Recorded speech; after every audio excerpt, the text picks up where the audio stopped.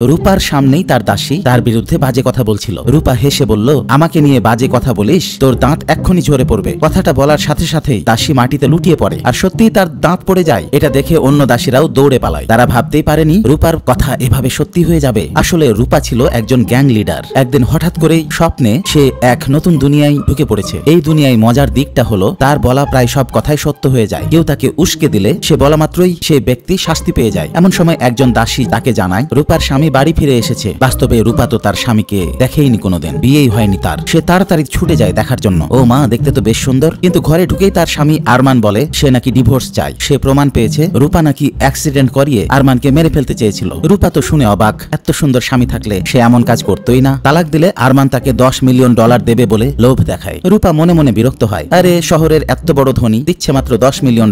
কিন্তু আশ্চর্যজনকভাবে আরমান রূপার এই মনের কথাটাও শুনে ফেলে। সে তার সহকারীকে বলে, এই কোনো আওয়াজ শুনতে পাচ্ছ? অদ্ভুত। সহকারী কিছুই শোনেনি। এর মধ্যে রূপা ডিভোর্সে সই করে ফেলে। এটা দেখে আরমান অবাক হয়ে যায়। রূপা তো 5 বছর ধরে তার পিছু নিয়ে তাকে বিয়ে করেছে। বিয়ের জন্য দাদুর কাছেও গিয়েছিল, কিন্তু এত সহজে ডিভোর্স দিয়ে দিল কেন? ঠিক তখনই আরমান রূপার নতুন চিন্তাও শুনে ফেলে। রূপা ডিভোর্সের পর 18 জন মডেল পুরুষ ভাড়া করবে। এটা শুনে আরমান ঘাবড়ে গিয়ে তাড়াতাড়ি নিজের রুমে চলে যায়। স্বামী হঠাৎ পালিয়ে যাওয়ায় রূপা ভ্যাপাচাকা খেয়ে যায়। সে ভেবেছিল টাকা নিয়ে ফুর্তি করবে, বেড়াতে যাবে, কিন্তু মনে হচ্ছে আরমান আর ডিভোর্স দেবে না। সে ভাবে, আরে গ্যাংস্টার হিসেবে আসল দুনিয়াতেই তো আমার অনেক টাকা, এখানে পড়ে থেকে কি লাভ? তাই রূপা তার স্বপ্নের জগৎ ধ্বংস করে দিতে চাইলো। সে বারান্দায় দাঁড়িয়ে চিৎকার করে, এই দুনিয়া নষ্ট হয়ে যাক। সঙ্গে সঙ্গে ঝড় হাওয়া বইতে শুরু করে। রূপা তো খুশি, ভাবছিল স্বপ্ন ভেঙে সে বাস্তবে ফিরে যাবে। ঠিক তখনই বজ্রপাত হয়ে সে মাটিতে পড়ে যায়। দাসীরা মনে করে, আহারে, ডিভোর্সের বিষয়টা মনে হয় রূপা সহ্যই করতে পারেনি। বাস্তবে ফিরতে পারছে না দেখে রূপা ঠিক করে যেভাবেই হোক ডিভোর্সের টাকা তাকে নিতেই হবে, ডিভোর্স পেতেই হবে। আরমান যেন তাকে ঘৃণা করে সেই লক্ষ্যে রূপা তাকে গরম ফুটন্ত পানি এগিয়ে দেয়, কিন্তু আরমান কোনো ভাবনা ছাড়াই সেটা খেয়ে ফেলে। রূপা হতবুদ্ধি হয়ে নিজে খেতে গিয়ে ভয়ঙ্কর ভাবে পুড়ে যায়। শেষে রূপা জাদু কথা দিয়ে ফাঁদ সাজায়। সে বলে, বাড়িতে এত গাছপালা, নিশ্চয়ই সাপ আছে। আরমানের পা তো ঠিক নাই, কামড়ালে তো তার বিপদ।